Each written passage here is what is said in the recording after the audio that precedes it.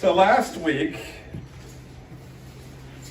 we had a discussion and an emphasis on the word holiness. Okay, so I talked about it a little bit, and what is a concept that oftentimes today is thought of when you think of holiness. And the fact that, we talked about this kind of like, this concept of like a glowy, angelic figure kind of thing, and that when we think of holiness, that men are supposed to be this like, kind of a thing, and it has this kind of awe about them, and that's what being holy is about. Candace, is it?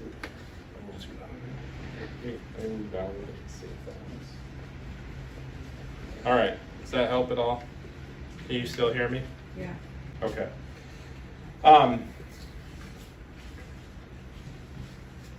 I put in here that sometimes I think a lot of people think of holiness as some sort of spiritual ascendancy.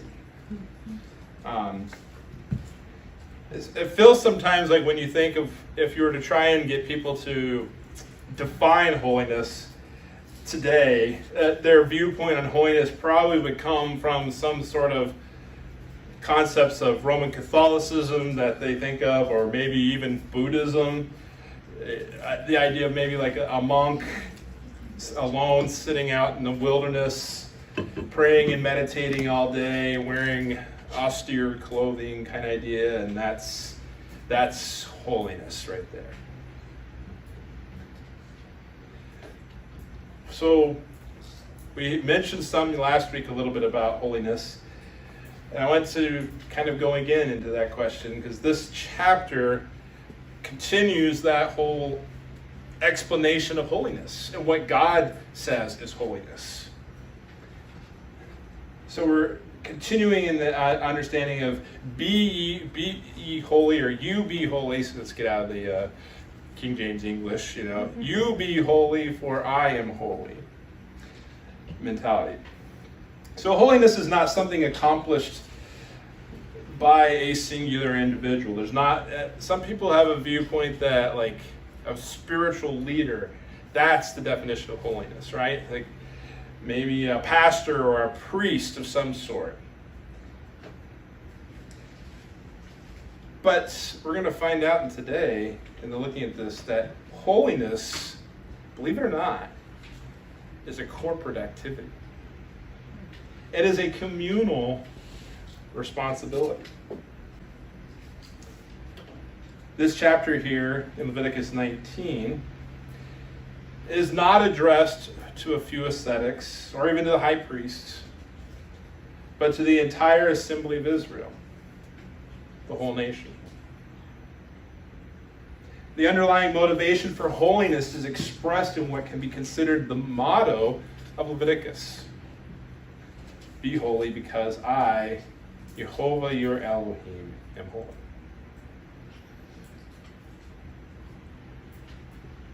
In the Broadway Bible Commentary, it says, this statement weds ethics to theology forever.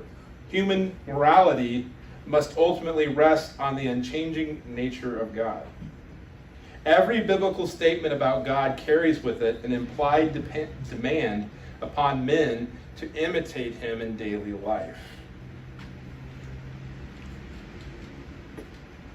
Spiritual truth, is stated in Bible Knowledge Commentary, always is corporately understood. We are one body, and when one member hurts, we are all affected. This can be summed up with the Jewish Hebrew saying, Kol Israel aravim ze lazeh. All Israel is responsible for one another. Jewish commentators throughout history reason that since the various commandments of the Torah cannot be literally fulfilled by any one singular person, i.e. there are commandments given to the priests that cannot be done by the Levites, and there are commandments done to the Levites that the men cannot do, and there are commandments for the men that the women cannot do, and vice versa. So, in order to fulfill the commands, all Israel taken together are considered a singular person. And so we see at the beginning of Leviticus 19 there in verses 1 and 2, it says, "And Jehovah spoke to Moses, saying, Speak to all the congregation of the children of Israel, and say to them, You shall be holy. For I, Jehovah your Elohim, am holy." Holiness, as we talked about last week, in and of its essence, it means to be set apart. That means that there's going to be something different about you than what's around you. And of course we know, as we've looked through and studied the Torah portions and the story of Israel to this point in time, that concept meant that they were to be different than everyone around them. They were to be a unique people, right? So everyone around them looked and sounded and acted the same way, including those in the land of Israel, the Canaanites. And God was going to insert his people into a land right smack dab in the middle of all this and say, you're going to be different than everybody else. You are going to look unique compared to everyone else. Has that changed in 4,000 years? Well, we've already kind of shared that in recent weeks, that God still is stating, you shall be holy as I am holy. In this chapter, we see a lot of really good, straightforward ways that God says that's supposed to happen. So I want to just kind of go through those today, looking through this chapter. And yes, my wife did steal a bit of my thunder. But that's okay. Reinforcement is a good thing, right? So if you aren't there yet, turn to Leviticus 19 and verse 3. And there it starts out. So we've gone through, be you holy for I am holy. Verse 3. Every one of you shall revere his mother and his father and keep my Sabbaths. I am Jehovah your Elohim. That is what she shared there. And then later on, she shared another one, just the same way I'm going to do it. You shall rise before the gray-headed, verses 32 through 34, and honor the presence of an old man, and fear your God, fear your Elohim. I am Jehovah. And if a stranger dwells with you in your land, you shall not mistreat him. The stranger who dwells among you shall be to you as one born among you, and you shall love him as yourself, for you were strangers in the land of Egypt. I am Jehovah your Elohim. So we see here these groups of individuals, people that are talked about and how their relationships are supposed to be. All right? And it starts out with the very first and core foundational organism that God has for his people that was set up in Genesis chapter 1 and chapter 2. That being the nuclear family. The father, the mother, children. We see in those chapters the father and the mother, the husband and the wife, Adam and Eve. And then at the end of that whole section, they're told, be fruitful and multiply and fill the earth. Have children. But in the process of that relationship, it starts out here with this command. Everyone shall fear his mother and father. That's the same word, and already said, as what we learned last week about how we're supposed to fear Jehovah. It's a dread. It's that whole thing. Okay, how many of you like to get up and speak in front of people? Raise your hands. Come on. Okay, 2 people. Okay. Not really many people, right? Now, if I said you need to come up here and do that, and I'm forcing you to do that, what would that do to your inner parts right here? How would that feel to them? Butterflies in the stomach. Butterflies in the stomach. What are some other phrases that we use? Anybody think of any others? You lose your insides. You lose your insides. Feel like your insides are falling out. Why is that that does that? Why is our emotional response that we feel like that? It's because we're afraid, right? It's an aspect of fear. How many of you are afraid of heights? My hand's already up. Okay, I am. That's probably why it's been going down. Yeah, it's just I've been having it up like this. Sorry, this keeps doing this. Maybe that'll help. So, I think about heights and stuff, and I actually work really hard to try and deal with this and overcome that concept of afraid of heights. But I remember back when I was in 6th grade, we went to Kings Island Amusement Park, and they had this big ride called Viking's Fury. It's a big Viking ship, and it swings like a giant swing set. And I mean giant, it's really large. You know, you're 50, 60, 100 feet up, and you're swooshing down like this. And my sister had the brilliant idea of having us go to the very back end of it, which you're going to feel everything. In the middle, it just goes here. But my sister's like, yeah, let's go up here. And I'm like, okay. Went with my sister. Needless to say, I did not enjoy that ride. And what it did to my insides was not good. And I wasn't sick. I didn't get nauseous, but I just felt like that feeling when everything drops out of you, like when you're falling. That concept, it was like that, and I did not like that feeling. I did not want to do that. It's hard when we look at Scripture and we think about our God that concept of fear is what we are supposed to have to Him. And we stress this, and obviously it was stressed by Moses, reiterating the words of Yehovah, because of the fact that I don't think they understood it either. They didn't understand the reverence that the Almighty God was expecting of them. And so he had to reiterate over and over again, fear Yehovah, fear, because if you do not, it's a life-threatening situation. There are consequences when we turn away from God. There are consequences when we do not set ourselves apart and we aren't obedient to His commands. This statement here, on the way that it relates to our parents, is the same word and the same relationship. So we have the relationship of fear of Yehovah, and then we have the relationship of fearing our father and our mother. This, I think, has unfortunately become a very distant concept in our world. I've actually listened to a podcast by people who are supposedly believers.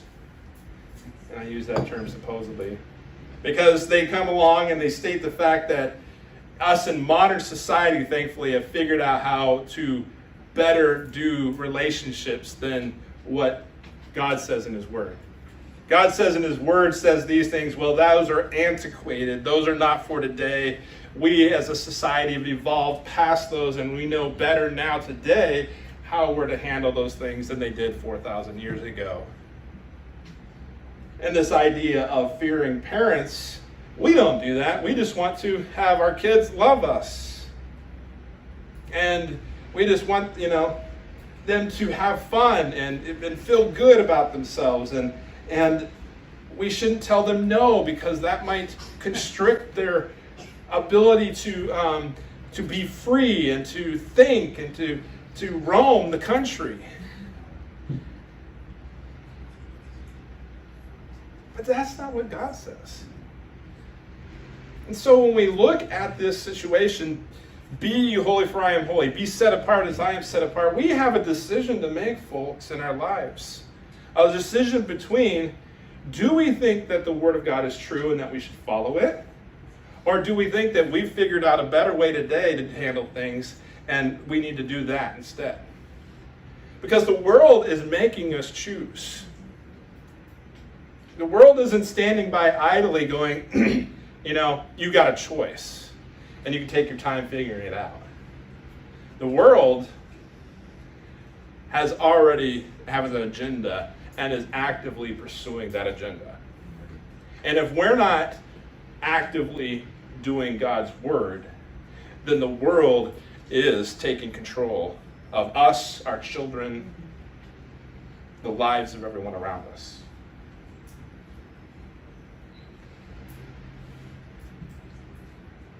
So we see here this connection. We see this first part, fear parents. And this connects down, I believe, to verses 32 and 34. Fear those who are gray-haired, older. Now, the concept is old. All right?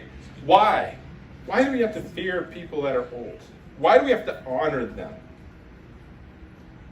God says that if a person has made it to this time frame in their life, then they should have the wisdom and knowledge and understanding to be someone that needs to be honored.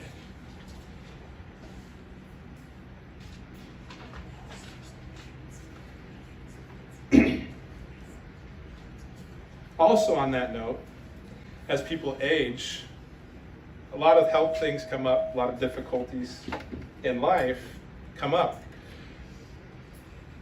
And we need to honor them because it's difficult for them. It's hard for them to sit on the floor. It's hard for them to lay on the hard ground. It's much easier to be in a chair or on a bed, you know. And so if there's one bed and two people and one's young and one's old, then the one who is young is to say to the old, here, you take the bed, or here, you take the chair. And they're to get up and move out of the way. That's the concept that's supposed to be here, as Anne shared earlier. The elderly, grandparents, like parents, are to be someone to look for wisdom and respect and to honor, that they may give their wisdom to us, their years of experience, of understanding, of training, of hard knocks, that they may be able to give it to us, so that we may have wisdom maybe sooner than what they necessarily had. Or we may learn from them that we don't make the same mistakes. Do you think that the children of Israel who went into the land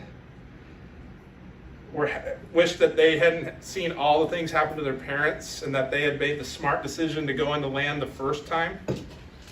Do you think that they would have rather gone right into the land of milk and honey instead of wandering the wilderness for 40 years and going through all the turmoil and trials that took place there? I think so. But do you think, and hopefully they went to their children and said, look, this is what happened to our parents and our grandparents. Learn from me that this is what you should do.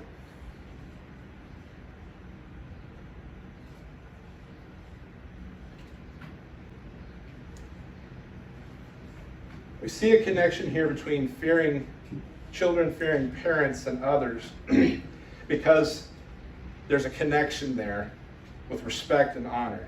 It's hard for a child to respect an elderly person if they don't respect the parent. Look at how people look down on police officers today. There's not even an ounce of respect simply because of who their position is anymore. We don't respect presidents anymore. We don't respect people in authority, period. They're looked upon as almost worse because of their positions than better. And that is because of how we have trained and manipulated children and generations now in our country. No longer is wisdom honored and respected. Instead, it is looked down upon. And unfortunately, most elderly people have that are part of the blame, because they look at old age as something that's bad instead of something that's good. God's word says old age is something to be cherished and appreciated. I look at my mom. My mom has dementia. Her capabilities of being functionally good are diminishing rapidly. She's a sweet person, thankfully, but I've seen others that didn't turn sweet. She's a sweet person, but is almost becoming childlike as she gets older and loses her functionality. But I respect my mom, because my mom deserves to be honored. She's not a waste. She's not a sucking the life out of our system and our lives because she can't do anything anymore. She's unproductive, and we should just stick her outside to the element, let the elements finish her off, kind of a thing. That's what the nations around Israel did. That's how they looked at these things.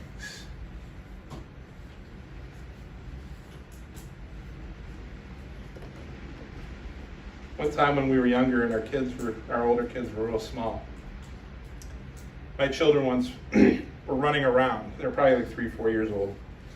It was at church, and all the people were rolling around afterwards, and older people were standing and talking and stuff. And my kids were running around in between people's legs and kind of not paying attention to anybody and stuff like that, and playing hide and seek or whatever around in there. There were elderly people there. And my kids had no regard for anyone but themselves. While I was sitting there and watching this, and we were talking with other people our age and enjoying ourselves, and the kids are doing their thing and running around, one of the other people came up to myself.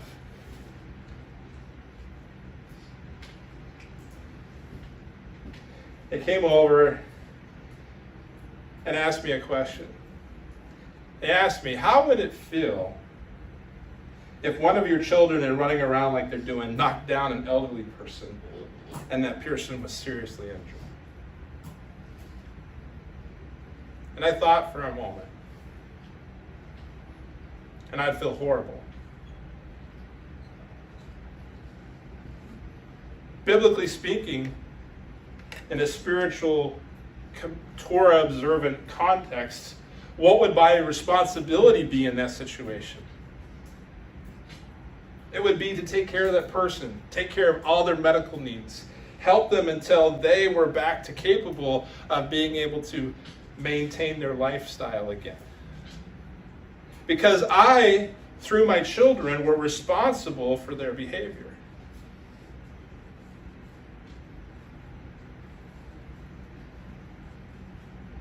So not only would I feel horrible for the pain the person would have gone through, I would feel it in my pocketbook and in my time also. I decided that my kids would no longer run around while in the company of others. Also, they were going to learn to look out for others and not just think about themselves. I've been taught a lot of things growing up, and like probably many of us here and others around our country today, growing up as parents, we had thought we had figured it out. We listened to all the latest and the greatest of minds on these things, the child psychologists and other things, and how we were supposed to do things. But when I was growing up, maybe some of you were this way, I hope so, I was taught to hold doors open for other people. I was told to say please and thank you to individuals for things that they do. I was going to get up and give my chair to someone. I was taught to not interrupt adults when they were talking. All these things were important. And I thought, you know what, based upon what I read, this was not as good as what people are doing today. That doesn't allow my kids to thrive and to grow. And after that person talked to me, I said, you know what? Things are going to change in my family. I was going to teach them not to do these things. If it was important for them to interrupt, for instance, and they had an important situation going on, then I needed to teach them how to do that. Because if my kids constantly interrupt every single conversation that I'm in, then I don't know what's important. They don't know what's important. They just feel like they should be the center of attention. Have you ever had an important conversation you're trying to carry on with an adult, and the kid comes in and is constantly interrupting the conversation? How does that make you feel as an adult? Does it make you feel happy and go, oh wow, that's a wonderful child? Or does it make you frustrated as you're trying to carry on a conversation with another adult?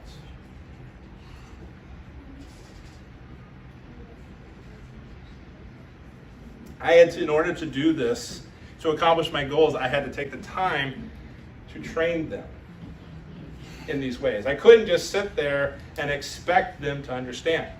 That wasn't their way. I had to train them not to interrupt. I had to train them that why it was important. I had to train them why they shouldn't be running around and that they were going to stay with us until they learned not to do that on their own. I knew that I feared Yehovah and wanted to obey his commands, as my wife said. And I knew I wanted my children to fear me as he commanded. In so doing, they learned not only to love me, but to love others. In the process of being trained to fear me, they learned to love others.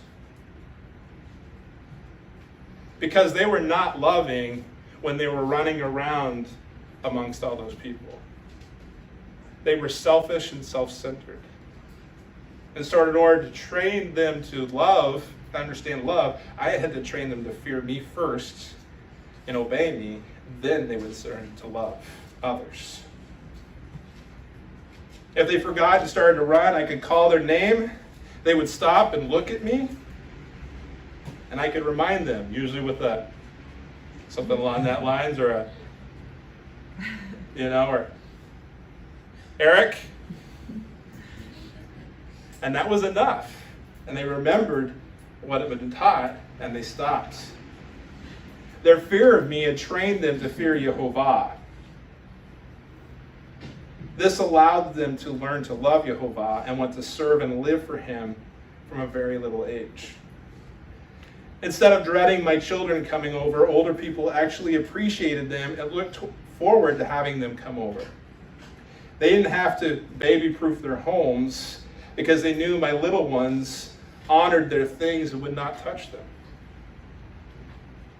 I am appalled at parents who allow their children to play with their cell phones. A 2-year-old running around with a $1,000 piece of equipment like it was a $2 toy. That is insane. Then they go over to everyone else's phones and believe that they can have the right to play with it like it was their own. I taught my kids not to touch my valuables so that they would not touch others' valuables. All of this, when I thought about it for the very first time and was taught this myself as an adult parent, was because I feared Yehovah. I couldn't pay for that cell phone if my child broke it. I did not have $1,000 lying around to say, here, I'm sorry my kid broke your cell phone, here's $1,000 to replace it. Therefore, I would be defying my God because in essence, I stole from my neighbor and was not willing to repay them for what was broken. So we think about that, and how does it go into the rest of the commands? Be holy, for I am holy. Keep my Sabbaths. If we do not fear Yehovah, then we can fudge on those keeping and guarding the Sabbath commands, right? My daughter this week was left with an option of fudging on keeping the Sabbath. It's only a half hour before the sun goes down. It won't be that big of a deal. You can go to the concert or to the movie theater. That's okay. But every time we fudge on those things, it's just another step to go to the next thing, and then another step to the next thing. And before long, we have not only not keeping and guarding the Sabbath, but we are totally defying it like we did in the beginning. When we think about as a corporate body, as a community, if we're starting to have people do those kind of things, it not only affects themselves and ourselves, it affects the body as a whole.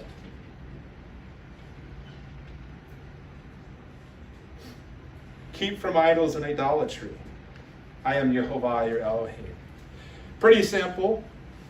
Should be pretty simple, but unfortunately, How hard is it getting today as more and more idols are popping up on store shelves, and more people are being promoting and being a part of those kind of things? How many of you have heard of mindfulness? I just sat and watched a young kid who's just got drafted in the NFL have a 10-minute expose on how he goes into becoming what he's become because of meditation, and how he meditates before every game, and he listens to the, I don't know what they call it, the eerie sounding music in the background. Frequency music, that's what he called it, frequency music, that help him to focus and concentrate on himself and his energies and things like this.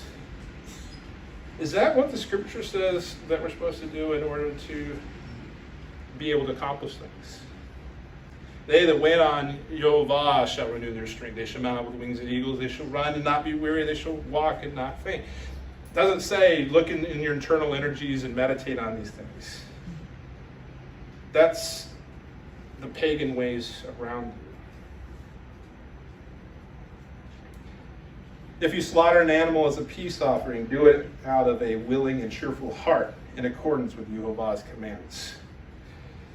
There in verse 5, when you sacrifice a fellowship offering to Yehovah, sacrifice it in such a way that it will be accepted on your behalf. It will be eaten on the day you sacrifice it or on the next day. Anything left over until the third day must be burned. If any of it is eaten on the third day, it is impure and will not be accepted. Whoever eats it will be held responsible because he has desecrated what is holy to Yehovah. That person must be cut off from his people.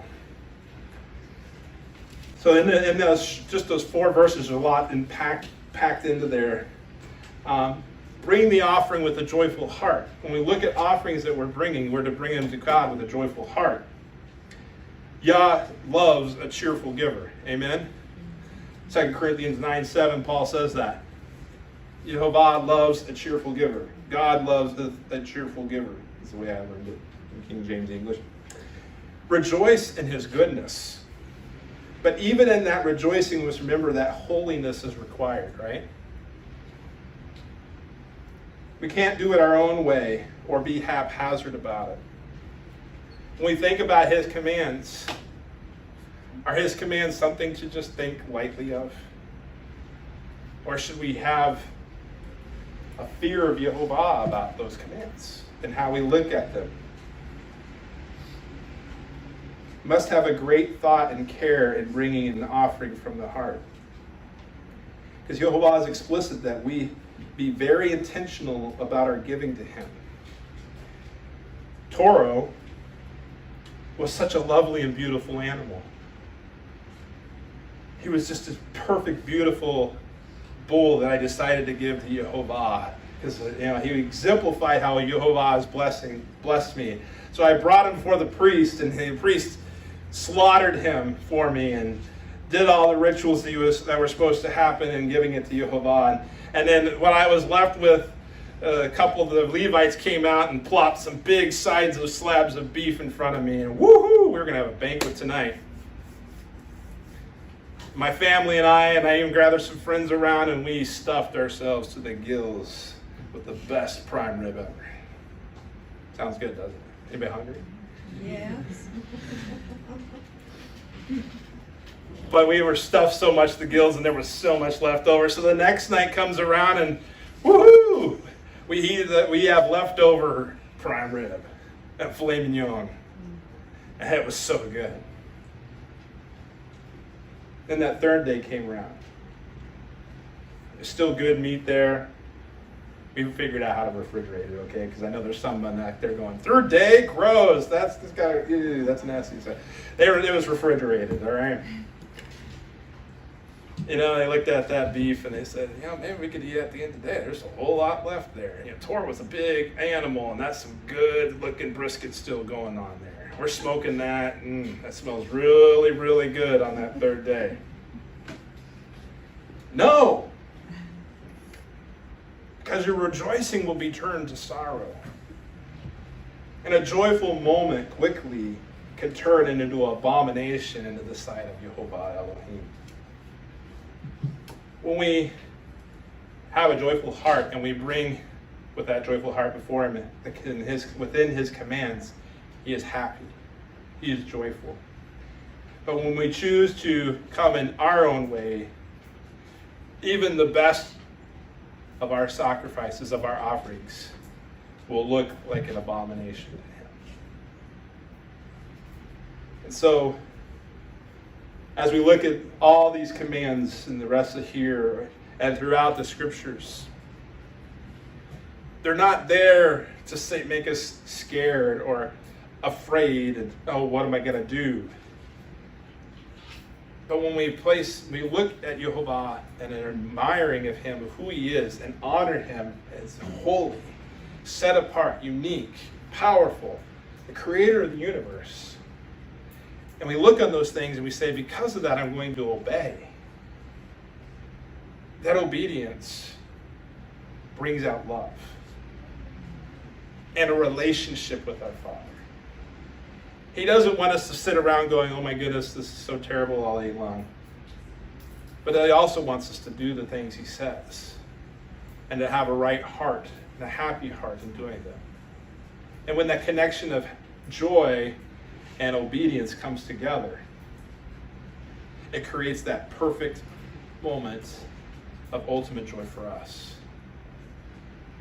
Not only are our lives full of peace and rest, but our relationship with our Creator is at its best and greatest moment.